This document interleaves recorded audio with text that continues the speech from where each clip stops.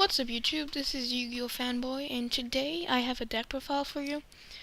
Today I'm gonna be showing you the deck that I will be mostly playing this format, and this is a H.A.T deck.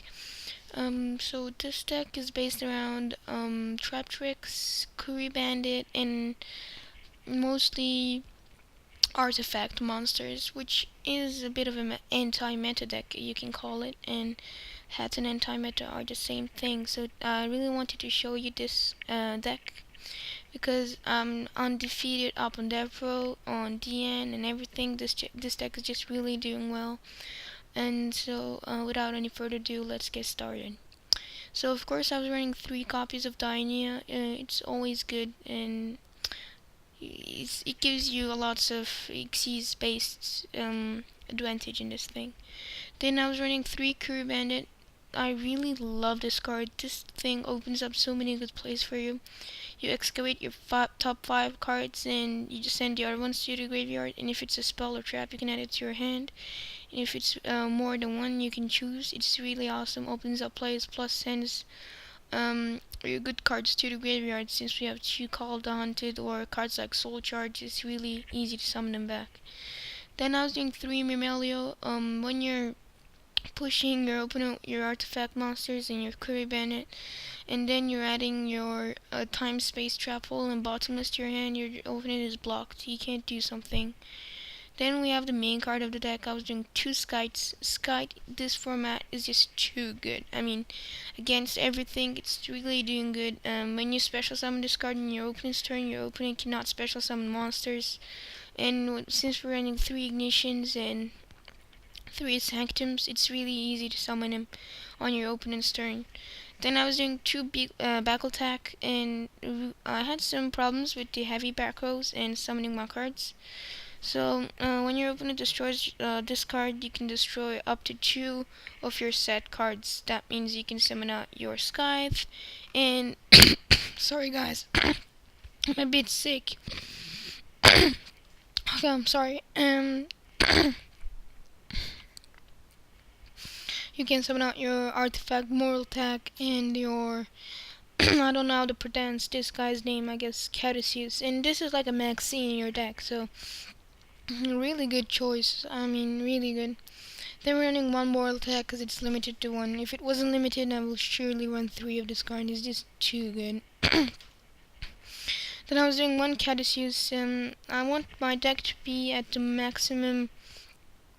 I mean, it must be consistent, and I like this deck at its own, and my cards must be good at their own, and I really like Caduceus. I'm going back attack. Then I was doing 3 Goblin and 3 Pot of Theology, because like I said, you want to have your cards at the maximum consistency, and you don't really special summon cards during your turn except your Diania. I mean, you always special summon on your opponent's turn, and when you're running 3 copies of Curry Bandit, it's just good to have these cards in your hand. Then I was doing 3 Ignition. This card is insane. I mean, I'm gonna read his effect. Target 1 spell trap card on the field, destroy that target. And if you do, set 1 artifact monster directly from your deck to your spell and trap card zone as a spell card. If this card is in your opponent's possession and destroyed by an opponent's card, your opponent skips their next battle phase. You must have an artifact monster in your main deck to activate this card. Too good. I mean, plus destroys your opponent's back rows, and you can destroy your own too to summon out your artifact monster. Is really good. Then I was doing triple MST. MST is really good. It's at a staple right now, and only bad thing about this card is against Necros, but if you're playing against Necros, you can just easily side in your 3 Fiendish Chains, and it's good. And then for the 1-0s, I was doing 1 Soul Charge. Soul Charge is too good in this deck. Summoning your cards and top decking this card, then summoning, and then going for Darnendal, Volcasaurus, or Pleiades is just too good. You gotta run at least 1 Soul. You can't run more than 1, so you gotta run your Soul Charge. Then I was doing 1 Mind Control, and last format I was doing Snatch to let the place of Book of Moon. But I thought when he's banned, the best replacement would be a Book of Moon. So spell lineup too was really good. I really enjoyed it. Then for the traps, I was doing 3 Sanctum. This card is too expensive, but it's too good. Special summon 1 artifact monster from your deck. You can only activate 1 artifact Sanctum per turn. You cannot conduct your battle phase during the turn you activate this card. If this card is in owner's possession and is destroyed by an opponent's card, you can target 1 card on the field, destroy that target. Too good. I mean, it's just awesome. You gotta run 3 of this. Summoning Scythe on your opponent's turn, have Moral Talk, they're just done. Then we're running 3 Crew Bandits, so we're running 2 Call of Daunted. You got in your 2 Call of Daunted, it can't hurt you. And, I mean, excavating your cards to the graveyard is really easy in this deck. So I was doing 3 Myrmelios, I was doing 3 Holes. Last format I tried Trap Tricks Trap Hole, but I prefer Time Space Trap Hole, it's just a lot better. And Bottomless is now a staple in every deck. Then I was doing 1 Compulse and 1 Soul Warning. These are the best trap cards in the format. So over on the side deck, I was doing Triple Maxi, because against Necros and Sylvans, which isn't really the matter right now, but it's really good. Then I was doing 3 Monarch Stormforth and 3 Majesty's Fiend. I mean, these 3 cards together, these 6 cards together, I mean, goes awesomely well. And I don't really like these consistency cards, and yeah, I like them, but when you're going against a good deck, you can just like side these 6 cards and get out these 6 cards, and it won't hurt you at all. Majesty's Fiends doesn't really hurt you and just demolish your opponent. And for the Necros matchup, I was doing 3 Veiler and 3 Fiendish Chain. Again, if you're playing against Necros, you can get out the consistency cards and put these ones in, or it's your choice. But I mean, these cards are not just too good, but if you can side them out too, it's a really advantaged 6 cards. That's why I love them. So over on the extra deck, I was doing 1 Downward Magician. I really like the Downward Magician. It surprised me a bit, but it's always good to have 1 Downward Magician. And then I was doing 1 Abyss Dweller. Abyss Dweller is good against every deck in the format. Just negating effects in the graveyard. Then Castel. I really like Castel, but I prefer Silent Honor Arc over Castel. I think I'm the only one on World to do that, but I mean, Honor Arc is just a lot better. I know the first effect of Castel is a Book of Moon, but I just never use the first effect, so really good.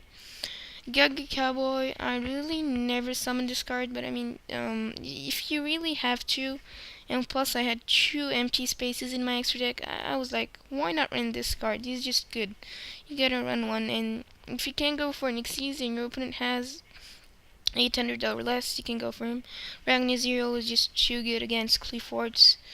And yeah, everything. Exciton Knight is my favorite Xyz monster in the deck, or in all of Yu-Gi-Oh! He's really good. I mean, against Cliffords, when you top deck a Dynea and you have a monster, I mean, you go for this one and you just win the duel.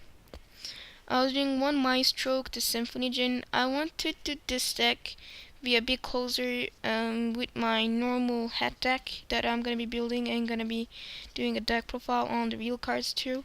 And going for a giant hand, which is $600+, I thought running a Maestro would be better. I mean, it's good, but giant hand is good, but I mean, $600 for 1 card that you can get, you can lose it. I mean, no way. Just Maestro is good. Then I was doing 1 The Bubble Chain. The Bubble Chain is too good in this deck. I mean, discarding cards plus making top deck cards. Just too good. Making your Sanctum in your top deck and opening up Pleiades Place. Speaking of Pleiades, Pleiades is the main card of the deck. Bouncing things that you can't bounce is just awesome. I mean, I was bouncing everything and just really good card. Then I was doing 1 Constera Plot Me M7. This is really good too. I mean, maybe not worth it, but I really liked it. I was doing 1 number 61 Volcasaurus. Volcasaurus really helped me out. I mean, with Soul Charge is just too good, because the turn you activate Soul Charge, you can't attack. So you activate this one, get 2 artifacts from your graveyard, go with this one, and then it's just like you attacked. I mean, 2,000 life points you lose, and you inflict more than 2,000. I mean, it's just phenomenal. Then I was running 1 Darindel. When I know that my opponent has a card like Dark Hole or Raigeki, I go for Darindel to protect over my cards. So thank you guys a lot for watching. Don't forget to check me out during the week and tell me your opinions on the deck, and if you think that I may make some changes. And Fanboy signing out.